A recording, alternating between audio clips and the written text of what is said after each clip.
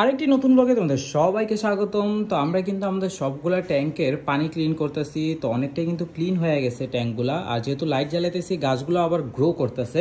তবে আজকের মূল ব্লগের যে আকর্ষণ ওইটা হচ্ছে আমরা কিন্তু আরেকটা খাঁচা আনছি, এবং আমাদের যে লরির বেবিটা ছিল ওইটা কিন্তু প্রায় ফুললি অ্যাডাল্ট হয়ে যাইতেছে, কারণ সেমি অ্যাডাল্ট আছে বলতে গেলে। তো ওর জন্য আলাদা একটা সেট আপ দিছি আপাতত। তো এই সেট আপের মধ্যে আশা করি ও সুন্দরভাবে গ্রো করবে, আর যখন ফুললি অ্যাডাল্ট হয়ে যাবে ওর জন্য আমরা আর একটা ডিএনএ টেস্ট করতে হবে আগে। অবশ্যই এই পাখির কিন্তু মেল ফিমেল বোঝার কোনো উপায় নাই ডিএনএ টেস্ট ছাড়া। তো ডিএনএ টেস্ট করার পর যদি মেল হয় তাহলে ফিমেল আনবো, আর যদি ফিমেল হয় তাহলে মেল আনবো। তো দেখা যাক এই আমাদের এই পাখিটা মেল না ফিমেল। অতি শীঘ্রই তোমরা সবাই জানতে পারবে যে এটা মেল না ফিমেল ডিএনএ টেস্ট করার পর। তো এই আপডেটগুলো যদি মিস না করতে চাও তাহলে কিন্তু অবশ্যই ফলো করে দিতে হবে।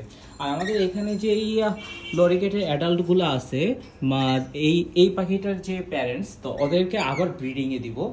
সো দেখতে পাইতেছো যে ওদের হেলথও কিন্তু এখন মাসাল্লাহ অনেক ভালো আছে। আর আমরা গত বছর শুধুমাত্র একবারই ব্রিড করাইছি। সো এই বছর আবার সুন্দর মতো ব্রিড করাতে পারবো। লরি পাখি মূলত 2 থেকে 3 বার কিন্তু বছরে ব্রিড করানো যায়। তো আমাদের এখানে ওদের বক্সটা আছে, ব্রিডিং বক্সটা। তো বক্সটা সুন্দর মতো পরিষ্কার করে ক্লিন করব, ক্লিন করে দেন আমরা আবার দিয়ে দিব।